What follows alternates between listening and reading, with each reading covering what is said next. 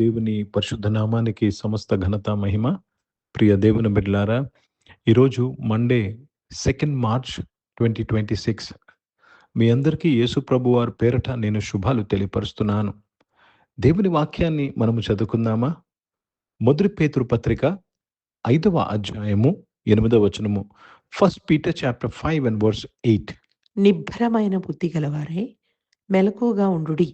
ఎలయనగా మీ విరోధి అయిన అపవాది గర్జించు సింహం వలె ఎవరిని మృంగుదునా అని వెతుకుచూ తిరుగుచున్నాడు. దేవునికి స్తోత్రము కలుగును గాక. ప్రియ దేవుని బిడ్డలారా, మన విరోధి అయిన అపవాది ఎవరిని మృంగుదమో అని ఇటు అటు తిరుగుతున్నాడు, గర్జించే సింహం వలె. So the enemy wants to destroy you, to devour you. కాబట్టి ఏం చేయాలని ఇక్కడ రాయబడ్డ. Let me also read this in English. Be alert, be sober mind. Your enemy the devil prowls around like a roaring lion looking for someone to devour. So what you have to do? You have to do 2 things. 2 విషయాలు చేయాలి. ఒకటి నిబ్బరమైన బుద్ధి, రెండవది మెలకుగా ఉండాలి. You have to be sober minded and be awake, be alert. వాడు నీ జీవితాన్ని, నీ భవిష్యత్తును, నీ సంతోషాన్ని, నీ యొక్క ఆశీర్వాదాన్ని మింగకుండా ఉండాలంటే, అపవాది, నీ శత్రువు, నీ విరోధి నిన్ను డిస్ట్రాయ్ చేయకుండా ఉండాలంటే 2 విషయాలు ఎప్పుడు నువ్వు కలిగి ఉండాలి. ఏంటంటే నిబ్బరమైన బుద్ధి, సోబర్ మైండ్.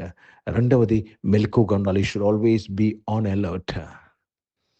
ప్రియ దేవుని బిడ్డలారా, నీవు ఏ విధము చేతనైనను నీవు నిద్రపోకూడదు, అనగా నీవు అలర్ట్ లేకుండా ఉండకూడదు. ప్రియ దేవుని బిడ్డలారా, అప్పుడు వాడు వచ్చినను నిన్ను ఏమీ చేయలేడు. కనుక ఇదే మార్గం అండి. వాడు గర్జించే సింహం వల్లే ఎవరు మృగుదమని తిరుగుతున్నాడు. దానికి విరుగుడు, దానికి విక్టరీ 2 విషయాలు. నిబ్బరమైన బుద్ధి, మెలకుగా ఉండుట. మెలకుగా ఉండుట అంటే స్పిరిచువల్ అవేకనింగ్.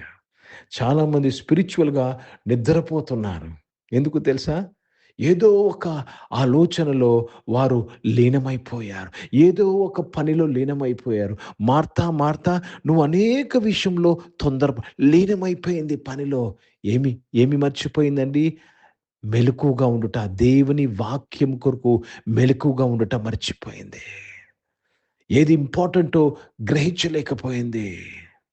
ప్రియ దేవుని బిడ్డలారా, ఈరోజు కొన్ని పరిస్థితులు, కొన్ని విషయాలు నిన్ను నిద్రపోనిస్తుందేమో. Maybe making you sleep.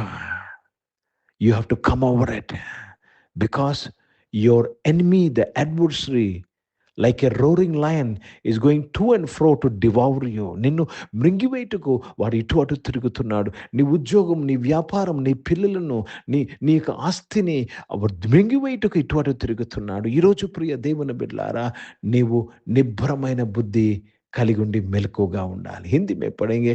पहला पत्रुस में 5 अध्याय और 8 वचन पढ़ रहे हैं. सचेत हो और जागते रहो, क्योंकि तुम्हारा विरोधी शैतान गर्जने वाले सिंह की नाई इस खोज में रहता है कि किसी को फाड़ खाए. किसी को फाड़ खाए, किसी को खा जाए, किसी का जिंदगी को खत्म कर दे, उनका पैसों को खत्म कर दे, उनके तबीयत को खत्म कर दे. इसलिए क्या करना? 2 चीज रहना चाहिए. सचेत हो और जागते रहो. सचेत और जागते रहो. కాబట్టి ప్రియ దేవుని బిడ్డలారా, whoever you are, if you are not having these 2 things, sober mind and being alert, నిబ్బరమైన బుద్ధి, మెలకు, ఈ 2 ఉంటేనే నీవు శత్రు యుద్ధ నుంచి సేఫ్ జోన్లో ఉంటావు. శత్రు విషయంలో సేఫ్ జోన్లో ఉంటావు. లేకపోతే you are at risk of being devoured. నీవు రిస్క్ తీసుకుంటున్నావు అపవాది చేత మృంగివేయబట్టకు. ప్రార్థన చేసుకుందాం. ప్రియ పరిశుద్ధ తండ్రి, జీవం గల దేవా, మీ వాక్యం ద్వారా మా అందరితో మాట్లాడి మమ్మల్ని ఆశీర్వదించి దీవించిన తండ్రి మీకు స్తోత్రం, మీకు కృతజ్ఞతాస్తుతులు చెల్లిస్తున్నాను ప్రభా.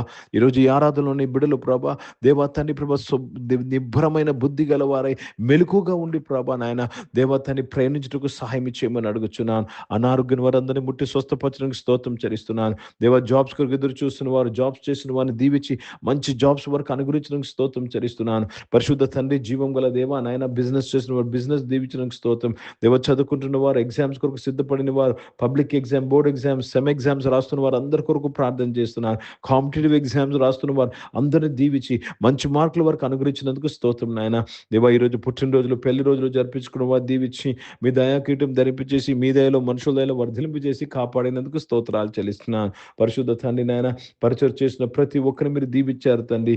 దేవ భారతదేశం కొరకు, దేశ రక్షణ కొరకు ప్రార్థన చేస్తున్నాను. ఇజ్రాయెల్ దేశం కొరకు, యెరూషలేము శాంతి సమాధానంకు ప్రార్థన చేస్తూ మరొకసారి ప్రభా నీ బిడ్డలందరూ ప్రభా నాయన దేవా మా విరోధి యొద్ద నుంచి నాయన కాపాడబట్టుకు నీ కృపను మాకు అనుగ్రహించినందుకు స్తోత్రాలు చెల్లిస్తూ యేసుక్రీస్తు పరిశుద్ధ నామమున ప్రార్థన అడిగి వేడుకొంచున్నాను తండ్రి.